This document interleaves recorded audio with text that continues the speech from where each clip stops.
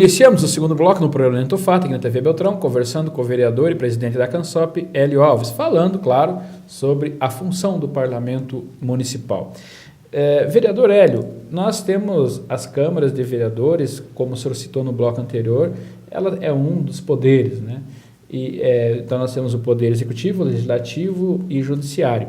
O poder legislativo, ele deveria ser independente de todos os outros poderes, mas não é na prática que a gente tem visto isso. O senhor concorda que ele é independente ou ele é totalmente independente do executivo? Antes do Hélio responder, só uma colocação, Madruga. Olha a tamanha dependência. Na maioria das câmaras, o orçamento da Câmara é administrado pelo executivo. E não tem independência, no meu ponto de vista. Olha, pela experiência que eu tenho como vereador desde 1989, ela já foi muito mais dependente do Executivo.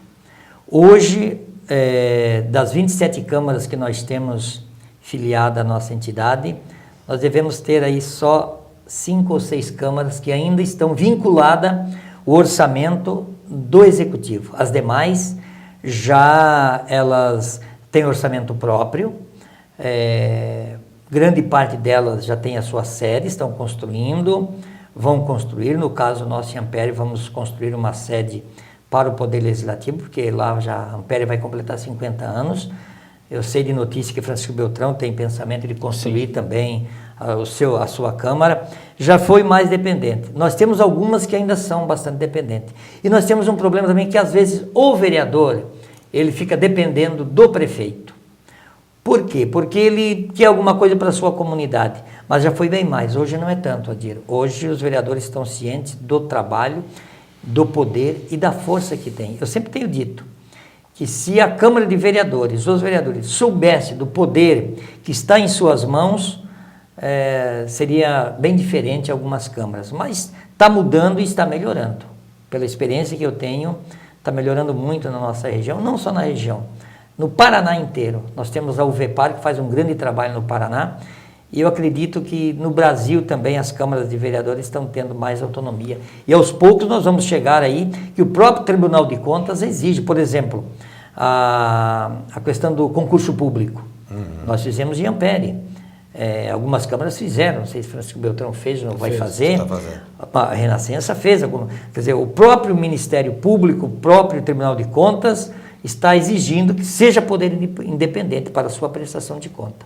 Então vai chegar um momento que as câmaras vão ter que ser autônomas, vão ter que ter o seu quadro de pessoal e trabalhar totalmente independente do Executivo. Hélio, deixa eu só te perguntar uma coisa, até pela tua experiência, 20 anos como vereador aqui na região, presidente da Cansop já inúmeras vezes, 7 vezes, atual presidente da Cansop, que congrega as câmaras do Sudoeste do Paraná.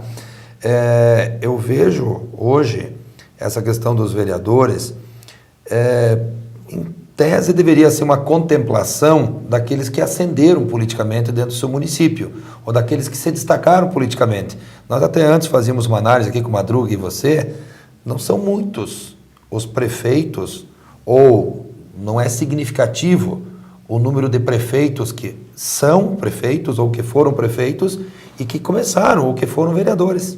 Normalmente eles passam por cima, não é obrigatório, digamos assim, para você chegar a prefeito e ter passado por uma Câmara de Vereadores. Que passaram pela experiência do Legislativo. Né? Eu acho que a experiência do Legislativo, o Madruga é vereador já por 3 mandatos, é uma experiência muito boa. Eu, sinceramente, eu gosto de ser vereador na minha comunidade. E também gosto de estar junto com a região. Faço isso porque gosto. O vereador, na verdade, ele faz um trabalho na sua comunidade, ele trabalha na sua comunidade, ele deveria, na verdade, o prefeito deveria entender um pouquinho mais o trabalho do vereador. Eu acho que deveria ser vereador para depois ser prefeito, que daí você valorizaria mais o poder legislativo. Mas isso é uma questão dos próprios partidos políticos que parece que não contemplam isso, né? Eles não buscam, digamos, um candidato para o executivo na Câmara de Vereadores ou nos ex-vereadores. Acontece que quando sai a convenção, é um grupo de pessoas que define isso aí. É um grupo de pessoas. Então se define pelo um nome, por uma pesquisa, por alguém, e a pessoa que quer. Então não é praticamente o vereador que, não, eu agora quero ser candidato a prefeito, é um grupo, é uma coligação que define. Eu, por exemplo, acho que cada partido deveria ter o seu candidato a prefeito. Essas coligações, elas procuram fazer um trabalho assim, elas amarram muita gente numa coligação, né? E eu acho que se cada partido lançasse seu candidato, seria melhor para a democracia. O povo teria mais opção de escolha. Por que dá muito voto branco? Por que muita gente vota em branco, anula o seu voto? Porque não está satisfeito nem com esse nem com aquele. Então deveria ter mais opções de escolha. Eu sou favorável que houvesse, por exemplo, uma obrigatoriedade que numa eleição cada partido tivesse os seus candidatos. Tivesse os seus 14 candidatos a vereadores, o seu candidato a vice-prefeito, o candidato a prefeito, mas infelizmente não é assim. Mas, Hélio, eu sou membro da CANSOP, né, tesoureiro, Exato. Com muita honra na tua presidência. E faz um grande trabalho, e eu quero deixar público aqui. E eu converso com vários, muito obrigado, eu converso com vários vereadores e um até me reportava, ele colocava a situação dele, de vez pode.